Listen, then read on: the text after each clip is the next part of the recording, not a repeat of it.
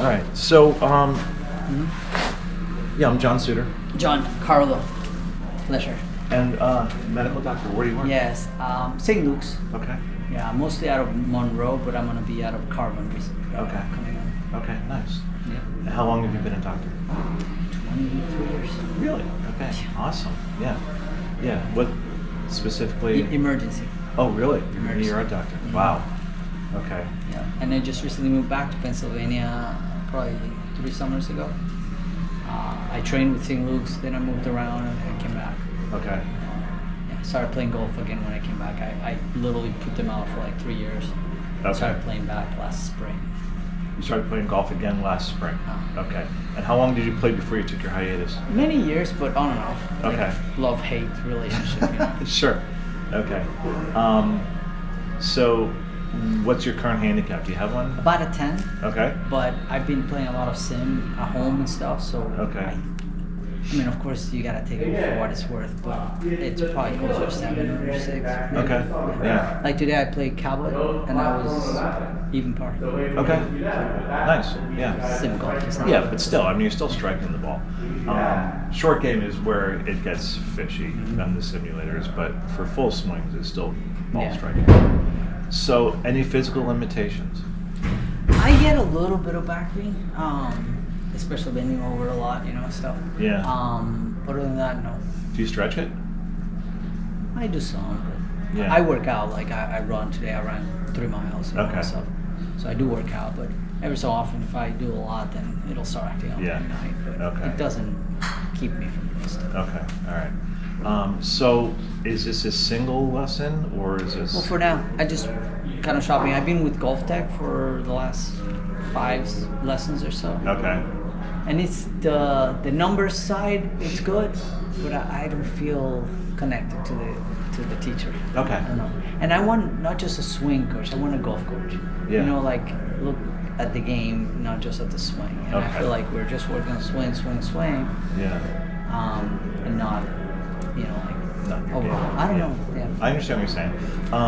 I teach outdoors as well, so I can certainly take you outside, get you on a golf course, do playing lessons, talk about the mental side of the game a little bit more, strategy on the golf course.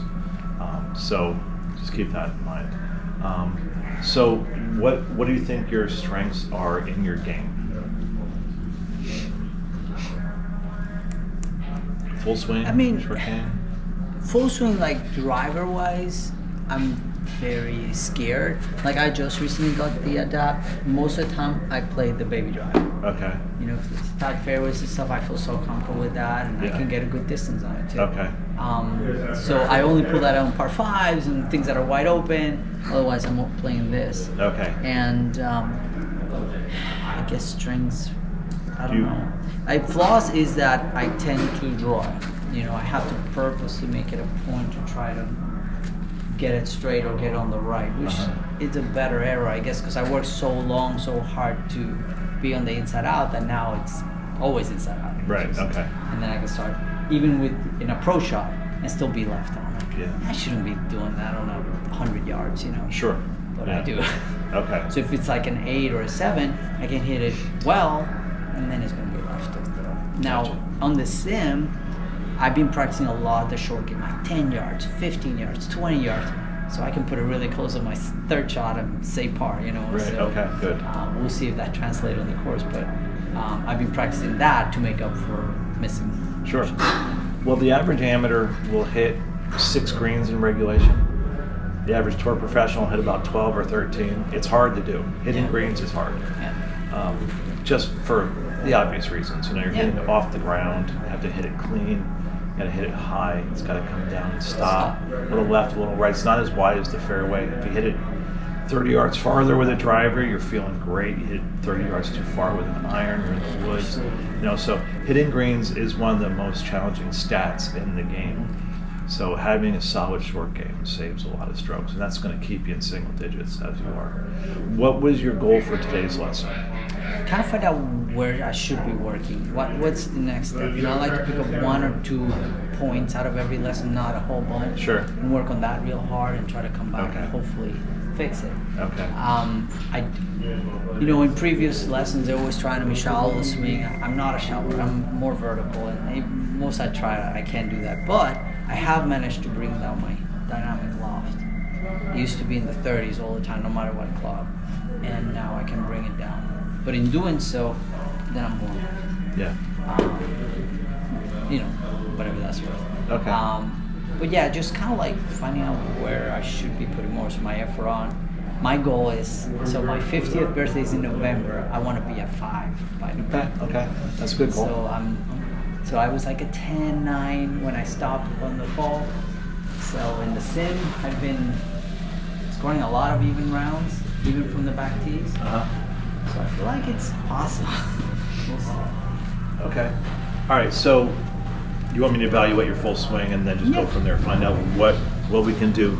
All right. So let me just make sure that we are centered on our target, and then I'll have you hit some shots. I know you're loose. Yeah. So what club do you have in your hand? I picked up 7 because that's the one you selected. Okay, that's fine. That's 7's fine.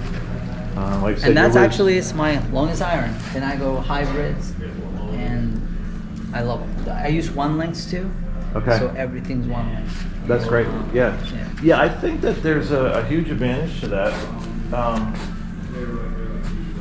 Maybe if Bryson DeChambeau stayed on the PGA Tour and won more events, people would gravitate towards it. I'd probably bet money that every club manufacturer has prototypes of 1-length irons just in case they take off, that can jump on that bandwagon. But since he's the only one on tour doing it, then it doesn't really catch on. Even before he came out, I always thought, what's the point? Make every club just a head. And then when Nate came out and said that, I'm like, that's what I've always said. So I think it's more beneficial on the shorter irons as well. Like you said, if you do have a bad back, staying down through impact with a wedge is harder than a 7-iron. A lot of people find that it's easier to hit a 37-inch 5-iron. So that they immediately think it's easier to hit the longer irons, but it's actually easier to hit the shorter irons as well. Yeah. Okay, so I have you ready. Why don't you go ahead and just hit some shots. Right where that ball is going to be perfect, right behind the mark there. You can hit it as long as you want right now. It's just warm up when you're ready to play. I'm going to be right here.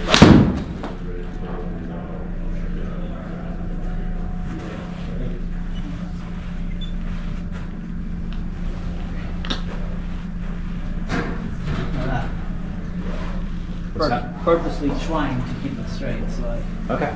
Yeah, just make the moves that you like, and we'll talk about it.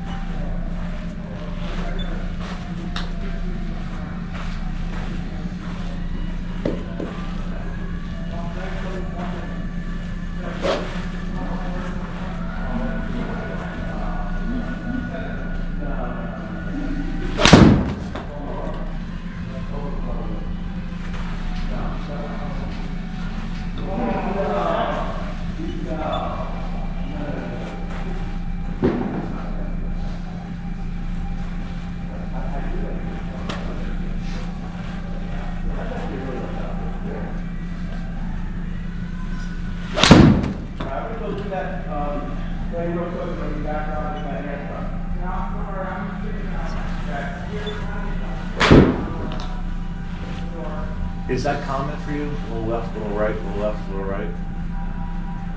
More left than right.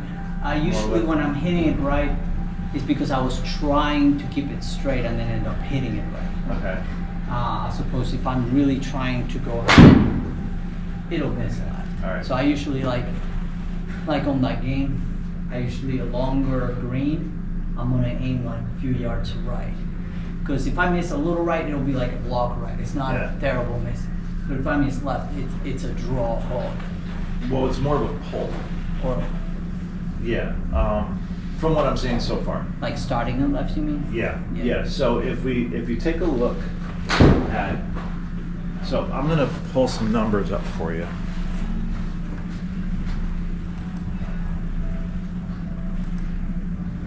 Okay, so down the left-hand side here, this is your path, and your path is negative on every shot. Then I'm going to pull up your face angle. And your face angle is positive, negative, positive, negative. So that's right, left, right, left. Okay, so now if we go back to path,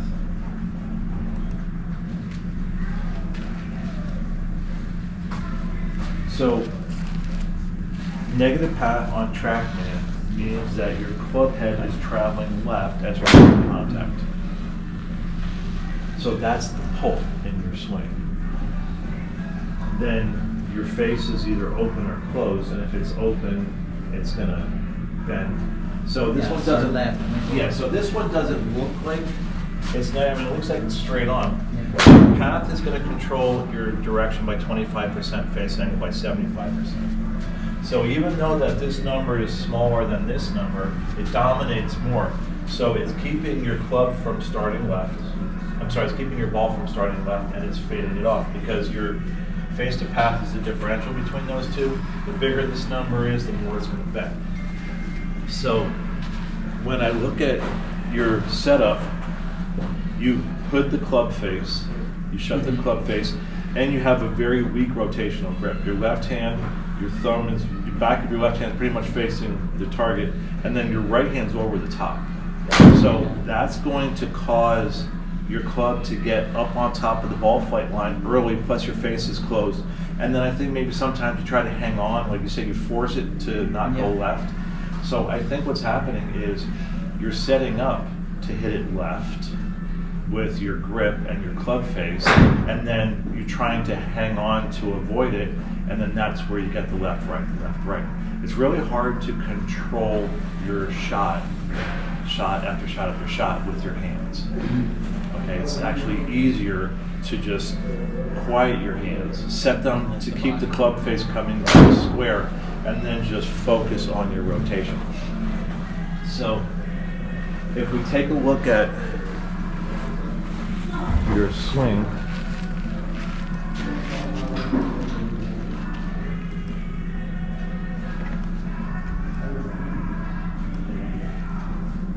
so you can see your hands here.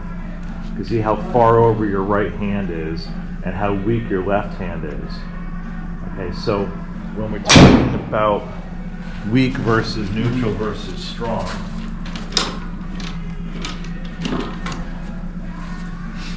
with the left hand, if the hand comes down where my thumb's coming down the top of the grip and the back of my hand is pointing at my target, that's a weak rotational grip. That would be neutral, and that would be strong. Right. Okay, now, if I lean over and just let my arm hang off of my shoulder, it hangs in a neutral anatomical position. It doesn't hang like this. It relaxes in, just as yours is doing right now. So if I grip it weak, and then my hand relaxes and turns into its anatomical position, the club face is going to open up, and the ball is going to go right. So what you're doing to counter that is you're closing the club face, and you're coming over really hard with the right hand so that it doesn't come back in like this. You're sort of using your right hand as a blocker to keep it from coming in open. We'd be better off if we went to neutral with the left, neutral with the right, and then it's going to feel weird. I'm not saying you have to do this, I'm just evaluating yourself. So if you just went to neutral, then as your hands just relax, they're going to stay neutral, your club face is going to stay straight. And then you can just focus on whatever you want to do in your swing. Whether you want to swing out with a positive path, whether you want to be more vertical and have a slight negative path and just hit that controlled pull fade all the time that starts a little bit left and falls back to your target. Or if you want to try to swing out and get it to draw, either way, the straight face is going to bring the ball back towards the center a lot easier. Okay, so that's in the setup. So if we look at, pull up a tour player here, I can see good hands.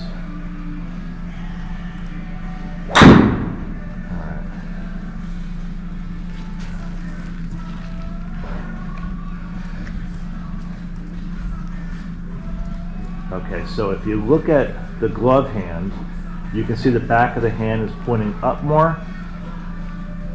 The back of your glove is pointing straight at your target.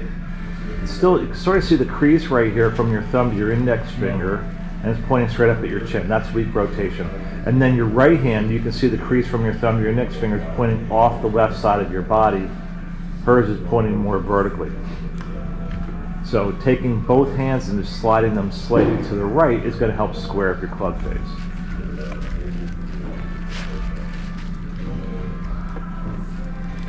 So just as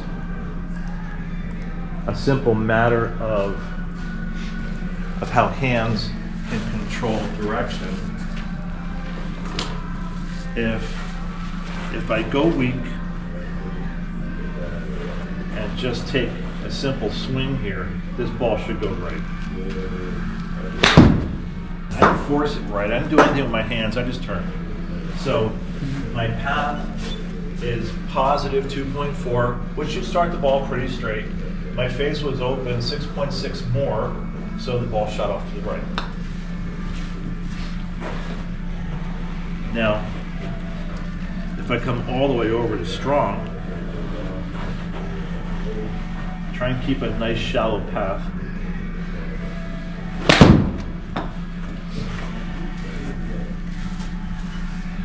Path I swung out actually a little bit more, but the face was closed. So push, draw. And then if I can just find something in between there.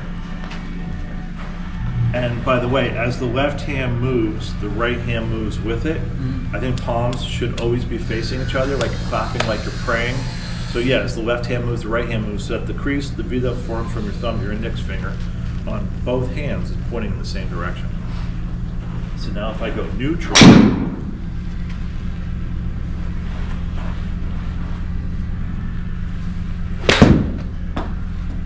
should get a straighter shot. Good reads. Here we go. Okay. So a little bit straighter. All right. So that time swung at it 2, face came over a little bit, but that's just because my last shot was strong. My hands were a little bit active, I guess. So that, I think, will cut down on the two-way miss, all right, which will help you hit more greens in regulation. It'll help you with your Cobra driver as well, because you're not going to be fighting your golf swing. You're going to become more consistent with your golf swing. So that's in setup. Now let me take a look at your swing in motion.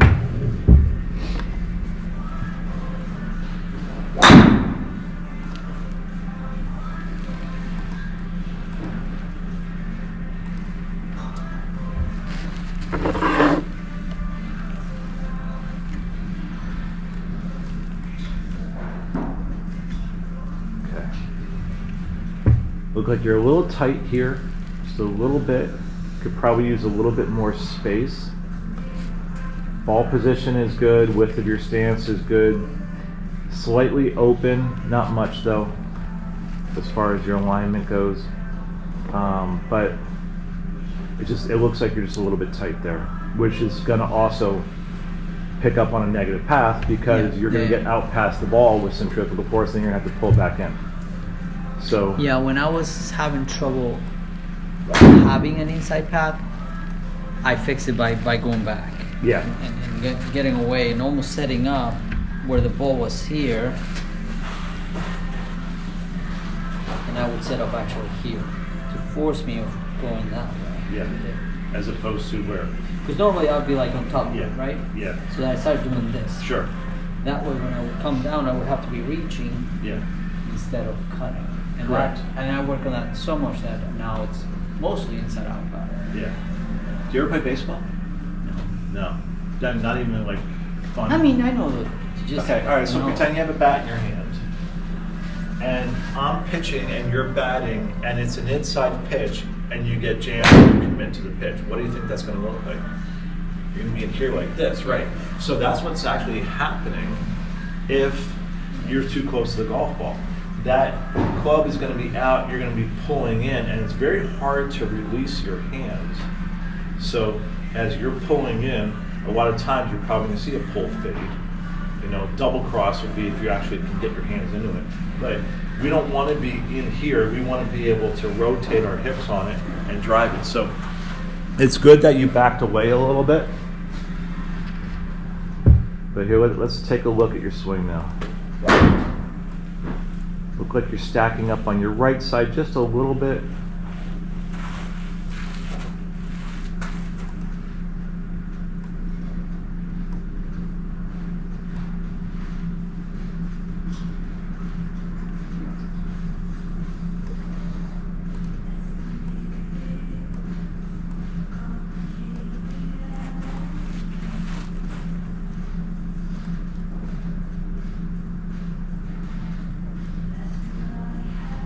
Yeah, so you're whipping the club way inside when it's parallel to the ground. Ideally, that club's coming right back at the camera at this position. Yeah. Or even slightly outside your hands. But it's way inside your hands. And then you just go straight vertical,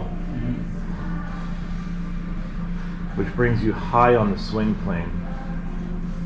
And that's okay. It's okay to have high hands. And then you're rerouting it, dropping it in. So it's a little bit of a Jim Furyk move where you're out and looping it under. Yeah. But that part I should know because I have been working on, being here. Yeah, so I can help you with that. The easiest way to think about the takeaway is to not even think about your arms. If you took the club and just crisscrossed it across your shoulders and made a backswing, none of your arms are being utilized. Your hands are staying right in front of your chest the whole time because they don't have a choice, right? So we're turning our shoulders to the right and then we're driving our hips to the left. Now if you go like this, pin your elbows against your sides and do the same thing, backswing, downswing, follow through. So this is a progression. Now we're going to progress to this position like this, arms extended, and then the same thing, shoulders, good, and then hips. And then if you grip it normal, and you just go shoulders, when the club's parallel to the ground, it should be lined up with your toes, or maybe the club head's slightly outside of your hands, but you're way back in there. So if I just, from down the line here, if I just turn my shoulders, similar if I stood like this and turned my shoulders, when it's right there, it's lined up with my toes, and I'm not back in here. So if I'm down here, and I do the same thing, I just rotate my shoulders, I'm right there, and then I just keep on turning to get my back to my target and I hinge my wrist.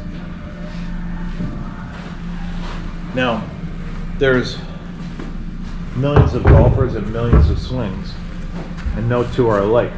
The bottom line though is that you rerouted yourself. So you had a in, up, and then you dropped it in the backswing. Just don't know how consistent that can be. Okay. Now on the way down, you dropped in a little bit with your upper body. So this line started on your ear, that line started on the top of your head. So you moved in a little bit from having such a vertical position. So when you're here, you get to there just so you can at least see the golf ball a little bit. Now in the downswing, what has to happen is you got to recover. So here we go, your head's starting to come back. You have early extension, you're starting to get out of your way because you're close to the golf ball. So you're getting tall and you're freezing yourself. You can see your left leg yet, you can see your hips are having a hard time turning. You're getting tall as you can possibly get. So all this early extension right here is causing your upper body to be extremely vertical, and that's not a strong position at impact. So right here, you're broken, and you're straight up and down. If we go back to here, this is her impact position. All right, so let's just take a look at the difference here. So the way that the golf swing works is that the golf swing is a perpendicular rotation around your spine. And we are strongest perpendicular to our spine. Every rotation that we make in life is a perpendicular rotation around our spine. I'm standing vertical, I want to look out at the store, I'm going to turn horizontally to look out at the store. And then I turn back like this, and I'm strongest right here, out in front of me. If I want to push you, I'm strongest right here. I'm weaker up there, I'm weaker down there, but right here I can utilize my entire rotational power to help me with my arm. So what we do with our upper body is we point it at the golf ball, because that's where we're strongest. So when you look at your setup, here's your lines from ear to back pocket, and then here's your club. You're not really perpendicular. Perpendicular for you is up here.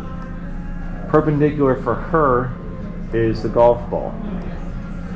So you set up on a perpendicular, and then if you just watch her swing, she's going to rotate on the perpendicular,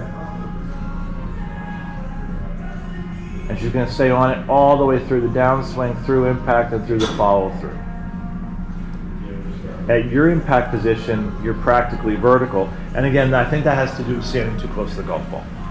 So if we can get you into a position where you're here instead of here, then you can just turn away and turn through. I think your path will become a little bit more positive. If you clean up your grip, then you'll have the ball draw back. Start hitting those draws more consistently.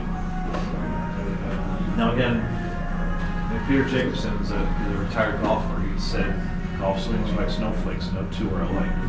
But that's what I see, okay? I see that impact position, especially with the broken club, where the body slows down, the club head passes it. And you said you were talking about your dynamic loft and how your numbers are very high and you still hit the ball high. Well, that makes sense because you're scooping that golf ball because you're not able to compress it. Now when I'm home and I do like practice sessions just to bring it down, I'm trying to, keep it down like that.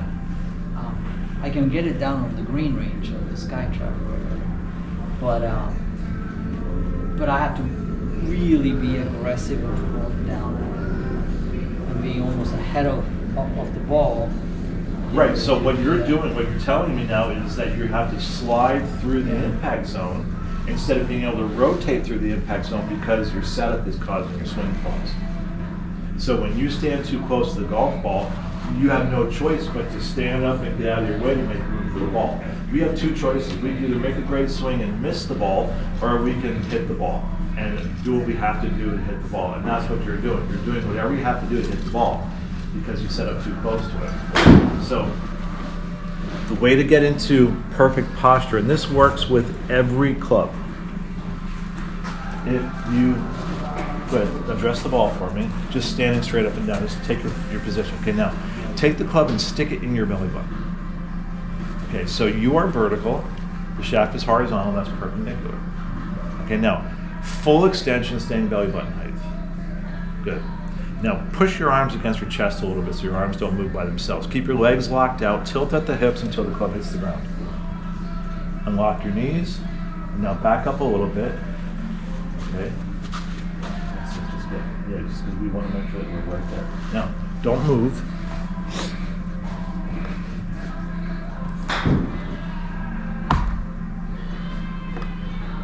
Okay, now just go ahead and swing.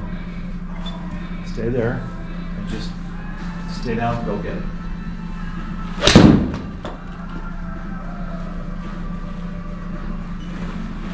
Okay. So, a little bit better position at setup. So here's setup, a little bit better. I'd still keep working on that a little bit. From ear to back pocket, we're pretty close to perpendicular, getting closer. And then at impact, now just because we set up doesn't mean it's going to make a swing change. So you're still coming in a little bit, but you came in less. Okay, because this started on your tailbone, and now you're only in this much. So you're able to maintain your posture a little bit better. Now, as far as a homework assignment, what I would give you to clean this up, this move up, is just hit pitches. So Can I hop in there and hit a shot? Oh, yeah. Okay. So what I would do, you say you have a simulator at home? Perfect, okay. What I would do is I would work on perfect posture. So up here, tilt, unlock my knees. So I should still be perpendicular from my spine to my shaft. And now what I'm going to focus on is just keeping this angle, covering the ball with my chest, feeling like my hips are back. Right hip is back in the backswing, left hip is back in the downswing. And I'm going to hit shots like this. So I'm just going to come to square right here and then hit a shot. So here and there. So I'm not pulling in, I'm just coming back about halfway, and I can keep my tailbone back a whole lot better. And then just practice the bottom half of the swing. Because if you can get comfortable in your setup, in your takeaway, in your downswing, if you get comfortable here, the rest is just a little bit more and then getting back into it. Yeah. So you want to try it? Sure. Okay. Yeah, wedge is fine.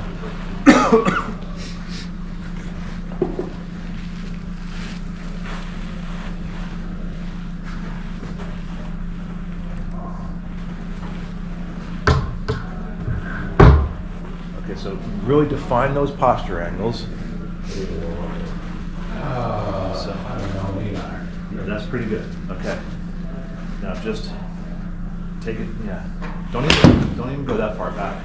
Just try and stop halfway and check yourself on the way back too to make sure that you're pretty much right where you want to be. So I would say, yeah, like right about here. That would be perfect. And then from here, just push your left butt cheek back as you're swinging down and feel like your chest is covering the shot. Well, I don't care.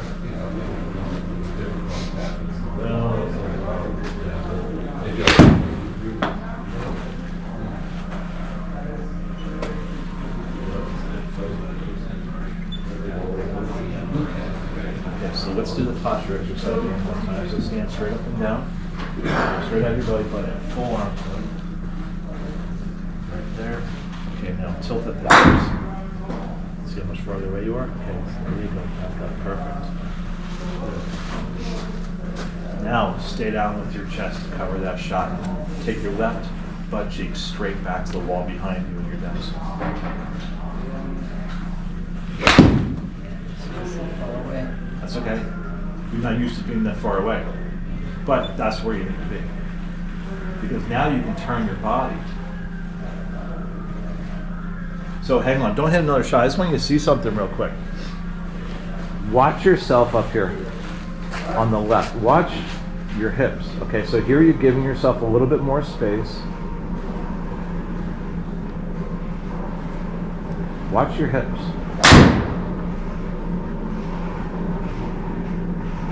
Your left leg is gone. So after just a couple swings, you're able, and look at what's happening here, you're actually swinging out more. Your left leg is gone. You're not scooping the ball anymore. You have slight forward shaft lean. It's getting better already.